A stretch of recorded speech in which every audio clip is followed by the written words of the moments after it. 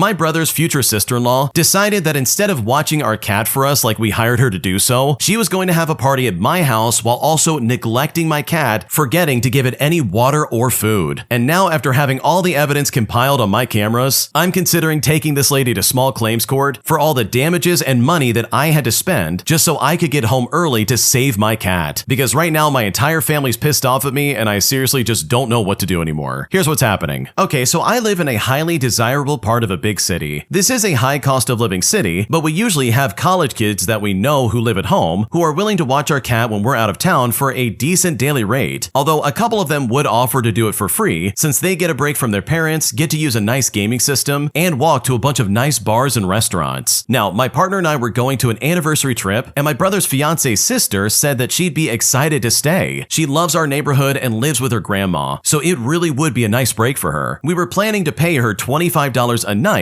and she said it would be great. And for reference, she's in her mid to late 20s. The rules were simple. Stay the night so that the cat would not be lonely, no overnight guests, no loud sounds past 10 o'clock due to quiet hours, and on top of that, we asked that she would send us daily updates just so we can know what's going on. Well, for the last couple of days, she hasn't really been responding or even reaching out to begin with, and I honestly got worried and decided to check our ring footage, which by the way is something I had not been checking just to maintain her privacy. It then turns out that she has not been home in like 24 hours. She also had not spent the night before that either like she agreed to. Our cat had not had any food, and it was at this point that I freaked out. We finally got a hold of her and she was so nonchalant about not being there. She then went to our house to feed our cat and showed us footage of the house like I had asked for in the first place. Now, the first thing that I saw was that my cat's water supply was super low, and secondly, there were blankets on the couch as if someone had been sleeping there. Now, I asked her about this, but of course she said no one had been doing that. But when I checked the footage, it's here that I discovered she threw a party and had some overnight guests. She then let me know that she was uncomfortable that I was checking footage now and would not be spending any more time there, and then just decided to leave. We're now scrambling to get someone else there to feed our cat, but we will probably just leave tomorrow and forfeit all of our hotel cost. And right now, if I'm being completely honest, I am livid, and I want to take her to small claims court for the hotel costs and the flight changes. Well, my brother's fiance said that she would leave him if I do that, and on top of that, my family is telling me to forgive and forget and just to be nicer. So seriously, with all things considered, am I overreacting by being pissed off at my future in-law's sister for the way that she treated my cat, as well as the way that she disrespected my home? Because right now I'm really angry and I just don't know what to do.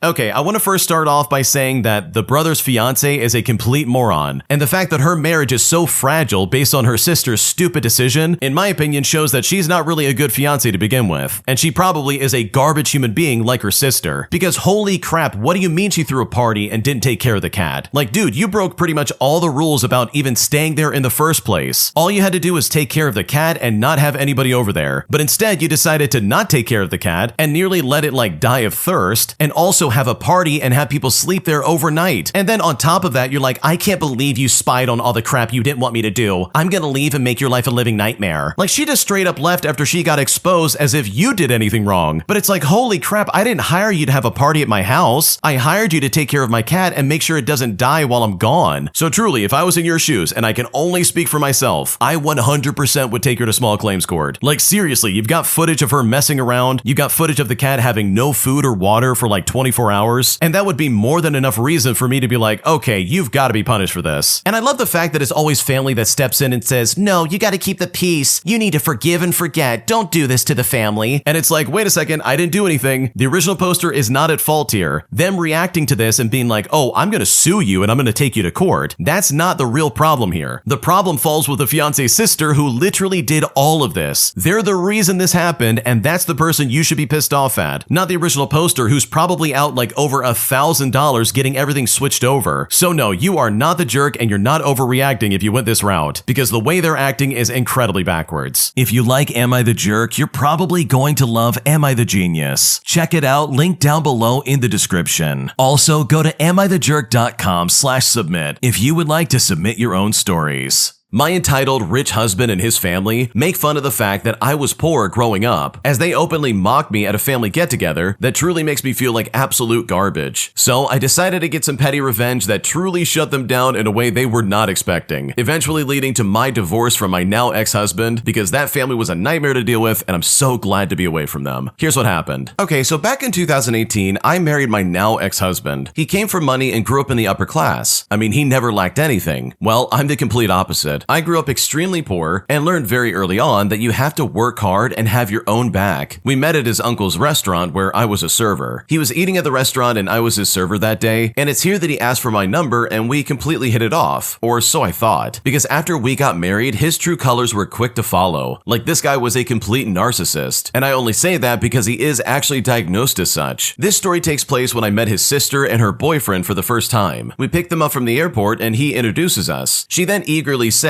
"Oh my god, she's totally Jordan's." And it's here that her boyfriend agrees and my husband even lets out a chuckle. And it's here that I say, okay, well, what is Jordan's? And my husband tells me that it means that I have great style. So I thank her for the compliment and I just think nothing of it. Throughout their visit, they start calling me Jordan's, and I accept it as some kind of like cute nickname, like, oh great, they actually like me. But literally all of that changed one night when we decided to all get drunk. We popped open some wine, and as we drank more and more, they started commenting on how crappy and cheap my wine was. I kind of just shook it off as they decided to play stupid drinking games, and of course, as you can probably guess, truth or dare is one of them. My husband's sister then dared him to tell me what Jordan's was, and the entire time they're all just laughing like chickens and just totally drunk. He then says to me, "Oh, Jordan's is the name we give homeless people who have swag." And in that moment, I'm completely dumbfounded as they all burst into more laughter. Now, I was not as drunk as everyone else, and I just sat there trying not to cry. Fast forward to the next day, and it's here that I asked my hungover husband what their problem was. I mean, he definitely completely removed that fact that he had told me, but he said, "Oh, it's just a joke, don't take it seriously." But you know what? I didn't let it go, and I kept pressing the matter. He then finally told me, "Well, I may have told them about your upbringing and how you are not like us, just to prepare them." And when he said that, I was in complete shock. To prepare them for me? I could not believe what I was hearing. I then spent the next few days to myself making excuses and just trying to stay busy. My husband had bought an expensive bottle of tequila that we were supposed to drink the night before they left. The day before the last, they went on a hike, which I definitely excused myself from. And I thought to myself, okay, it's time for just a little bit of payback. Let's test your elite palates. I then videotaped myself swapping out the expensive bottle of tequila for something much cheaper. In the video, I sit back and I enjoy shots of tequila, talking about my upbringing, the love and closeness I share with my family, and how fortunate I was to have grown up not being a disgusting piece of garbage snob like the family I married into. And seriously, I went off on these people. I got drunk and I went to bed by the time they got back, so I didn't have to engage with them, and they didn't know I was drunk off of $200 worth of tequila. The last night, I watched these idiots sip the tequila like wine, and actually start to comment on how distinguished and delicate it was. They mentioned, "Oh, you can taste the quality," and I'm sitting there enjoying every word that came out of their stupid mouths. I then get up and connect my phone to the TV, and I say to them, "I put something together for you guys to say thank you for your visit." I then hit play and watch as they start to understand what just happened and what they were actually drinking. Satisfied with the result, I start gathering shot glasses off the table while the echo of total silence hits the walls. They said nothing to me. I then went to bed, only to then have my husband wake me up in an outrage, telling me his sister was crying because I humiliated them. But I just looked at him and I said, yeah, it sucks, doesn't it? They left the next day and never spoke to me ever again. Even when we visited their parents in Europe, she still refused to come see us. Well, it's safe to say that I'm now divorced, and honestly, with all things considered, I could not be happier. Holy crap, what a nightmare. Like, your husband and his family are a piece of garbage, dude. The first thing his sister said when she saw you was like, "Oh yeah, she's got the swag of a homeless person." Like, good lord, talk about hating you right off the bat for no reason. You didn't even do anything other than, oh, I don't know, have an upbringing that doesn't involve a crap ton of money. Like, if the ex-husband in this story has to warn people about his wife, almost as if he's like embarrassed of you, where it's like, "Oh yeah, she's not like us. She didn't grow up with a bunch of money." Like, dude, if that's really how you feel, why did you get married to her? Why not find some other lady who's also rich and be like, "Oh, we'll be rich together"? Because it's pretty obvious that you definitely don't like her. Like, dude, just get a grip and move on. Why force her to be subjected to all this mistreatment? Like, I just don't get it. So good for you for your petty revenge. I love it so much. I think it really was a good way of like firing right back at them. And also good for you for getting out of that marriage and getting away from that family. Because I'm sure this is probably the tip of the iceberg when it comes to their entitlement. And I can only imagine how bad things really were when no one was watching, especially with your husband being a narcissist. My entitled Karen of a neighbor screamed at me for not letting their kid swim in my pool anytime he wants to, as she claims that I have no right to do so despite the fact that this is my house and I'm the one who makes the rules. Here's what happened. Okay, so I just bought my first house this summer. It's nothing fancy, but it has a small in-ground pool in the backyard, which was honestly the main selling point for me. I've been working crazy hours, so the pool is kind of my little sanctuary to relax on the weekends. A few weeks after moving in, I noticed a group of kids hanging around my fence line when I was outside.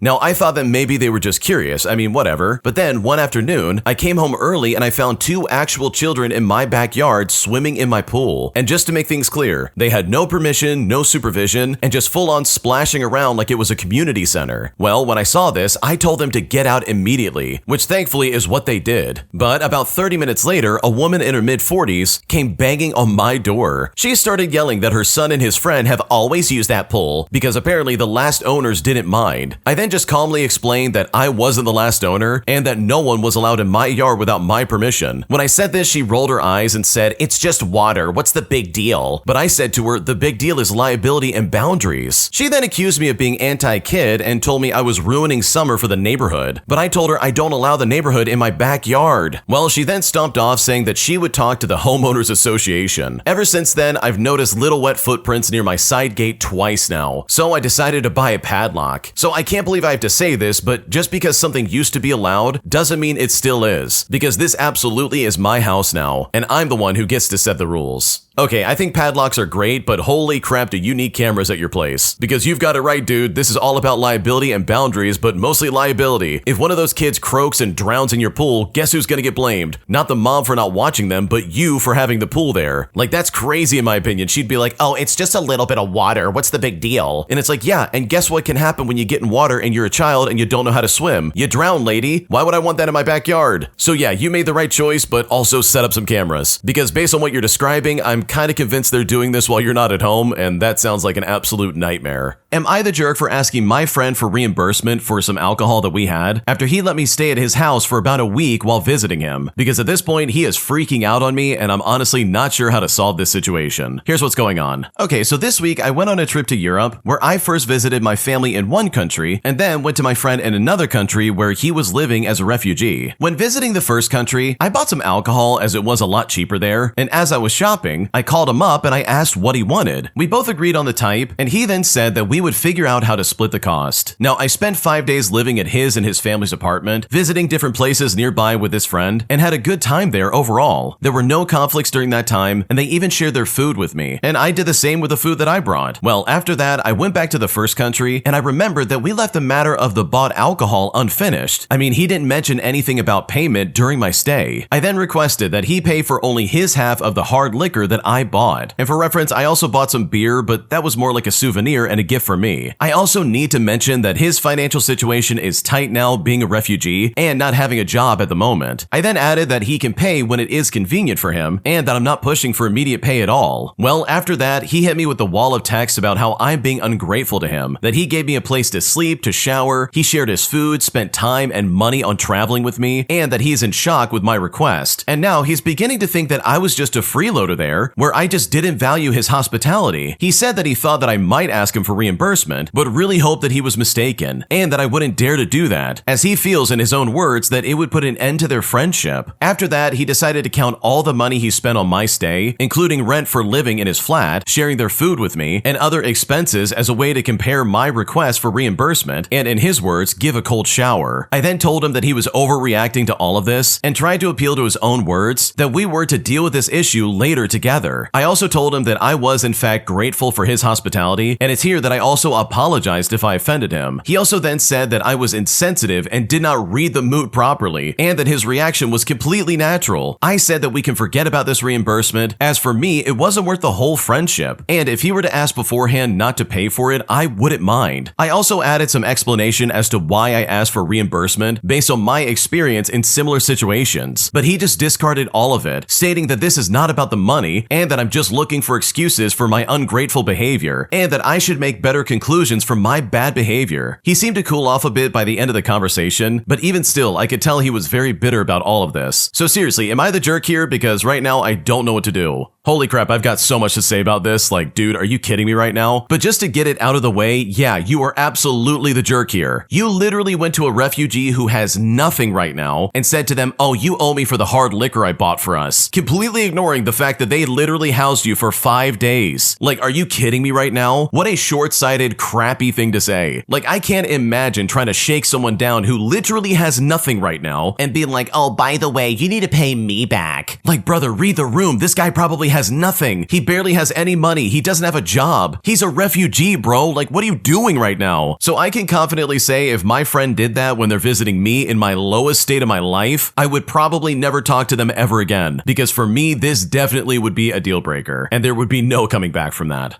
Am I the jerk for not letting a kid eat my food after they walked up and basically tried to steal it from us? Because right now my boyfriend's saying that I'm being selfish, despite the fact that I literally don't know this kid and I'm just trying to be careful. Here's what happened. The other day, I was at the mall with my boyfriend and our 2 kids, and we were sitting eating a bag of roasted chestnuts when this one kid, who's about 10 years old, starts hovering all around us. Now, I will admit, I'm not the biggest fan of any kid that doesn't belong to me, so this alone was already annoying me slightly, but even still, I decided to smile at him and just act like nothing was wrong. Well, then he calls my son over and whispers in his ear, and I just knew in that moment it was about the chestnuts that we were eating. My son then nods yes, and the boy comes up to me and reaches for a chestnut. I then moved the bag and I said, no, you have to go ask your parents. When I said this, my boyfriend got upset, called me rude, and handed a chestnut to the boy. Well, the boy then leaves, and I tell my boyfriend that he should not have done that you don't just give food to a strange kid. The boy then hovers back around us and without a word snatches 2 chestnuts from the bag that my boyfriend was now holding. I then stand up and I said very firmly, I'm sorry, but you can't just take our stuff like that. Go to your parents. He then put them back and ran off, and if I'm being honest, I think the kid had no education. On top of that, I wasn't gonna let my kids think that it's okay to accept anything from strangers, or that it's okay to be pressured into sharing. My boyfriend doesn't agree and thinks the kid trusted us because we had kids ourselves, and he now thinks that I was just being selfish. So I need to know, am I the jerk in this situation? Because right now, I just don't know what to do.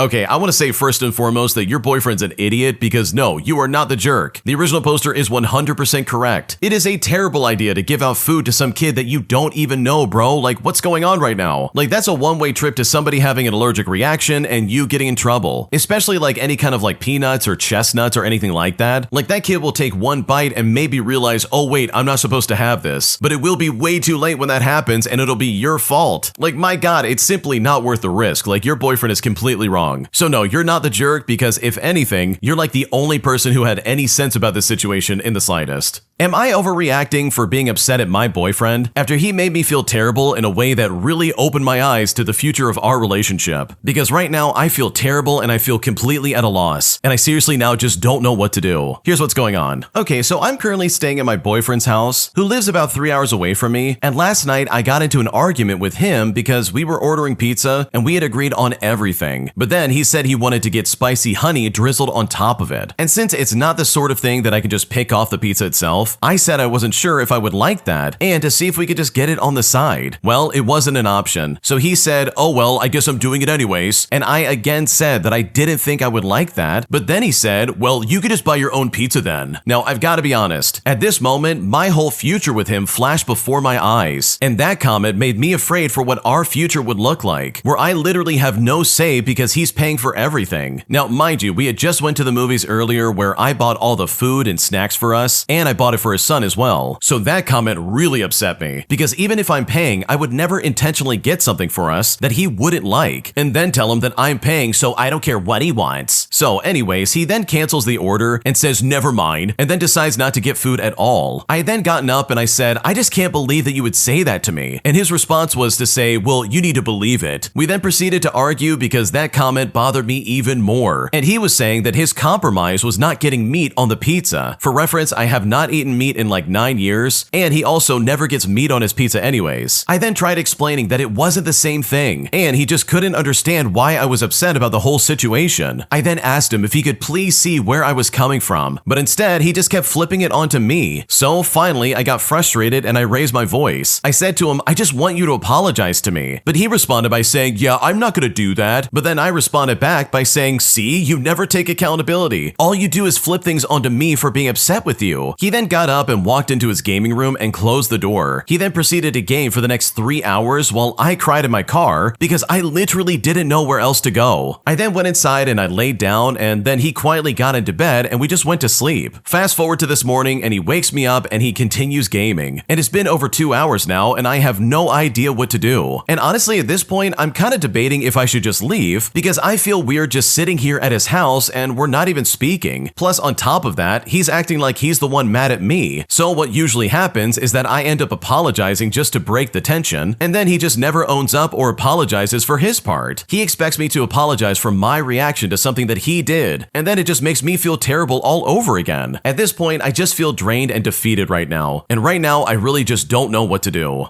Okay, honestly, your boyfriend is a complete piece of garbage. Seriously, think about it for a second. This guy's trying to act like you did something wrong when all you wanted was to not put that hot crap on top of the pizza. And he was the one to escalate this and make this into a bigger deal. Like, what a crappy boyfriend, seriously. Like, if you argue to a point where you're like, "Man, I'm gonna sit in my car and just cry because I have no idea where else I'm gonna go." Like, for me, if a relationship gets to that point, I'm not gonna say it can't be saved, but holy crap, that's a giant red flag. Because you're right, and you are so smart to see this. This really is a glimpse into the rest of your future. And just to give more detail, the original poster said that their plan was that they would be a stay-at-home mom, essentially stating that you would make no money and you would be completely reliant on this guy for any kind of income. And don't get me wrong, under the right circumstances that can work, and it really can be a happy situation, but good lord, this guy sounds like he would be a nightmare from day one. So no, you're not overreacting for being upset. I think your boyfriend is incredibly immature, and the fact that he's giving you the cold shoulder for something he did is just crazy in my opinion. But also, it kind of seems like this guy would absolutely be a nightmare to live with and to be in a relationship with. So do with that whatever you like, but I know for a fact if I was in your shoes, I would definitely be finding a way out of this. Because in my opinion, and I can only speak for myself, I don't think it's healthy the way he resolves conflicts, because in the end, it kind of falls on your shoulders to figure it all out. And that, in my opinion, is completely unacceptable and very inappropriate. My best friend's boyfriend treats her like garbage, and after my best friend ended up in the hospital due to her boyfriend being so awful, I decided that I was gonna get some revenge. So I hacked his computer and his home network, and I exposed him for the horrible boyfriend that he really is. And as a result, this guy left town and nobody has ever heard from him ever since. Here's what happened. So to start things out, I had to create a throwaway account just for this story. This took place over 10 years ago, but I still don't really want this associated with me for reasons which will become very apparent. There was this girl who used to be a bartender at my favorite local pub. I'll call her Nikki. Nikki is not her real name. I went there a lot and we gradually became friends. Apparently she wanted to date me at one time, but I was too oblivious to get the hints. But that's a whole different story. She had this guy who she was on and off with. I'll call him Tim, also not his real name. And this guy was about 15 years older than her, and he was a complete jerk. He would do normal jerk stuff, like borrow money from her and never repay. He would call her fat, despite the fact that she has a solid 10 out of 10 body, and he would get mad whenever she hung out with other guys. Stuff like that. She stopped coming into work for a while, and one of the other bartenders told me that she had injured her foot, or something along those lines. So I decided just to give her a call. It turns out she was in the hospital, so I went to visit her and I brought her a pizza from this place next to the pub that we used to go to all the time. On the phone, she told me she stepped on a piece of glass, but I knew the moment I saw her foot that that was a complete lie. It was a total mess. Stitches everywhere, the whole foot and calf was bruised, and there was even a tube coming out of the top to drain the fluids. It was brutal to look at. We talked for a while and I cheered her up for a little bit. After all, good pizza makes everything just a little bit better. I asked her to tell me what really happened, and then she started crying. She told me that Tim had thrown her out on his balcony. They were living together for about a month at this point, and slammed her foot into the sliding glass door. It was broken in a whole bunch of places and had to have screws put in just to hold it together. She then confessed that he has done stuff like this in the past, past, with the looming danger that it could happen again if she ever tried to leave him, and that is absolutely not okay. Now, at this point, I should give some background about myself. I'm a big guy, but in no way am I a tough guy. For reference, I'm 6'7" and I weigh 270 pounds. I have worked in programming and IT since I was in high school and was working an information security analyst for a nationwide ISP at the time. I had dabbled in some harmless hacking in the past, but nothing targeted or malicious. But you know what? I had my target in my sights, so I decided to get some well-deserved revenge. Now, I knew where Tim lived, having dropped Nikki off there a couple of times, and I knew his Wi-Fi used WEP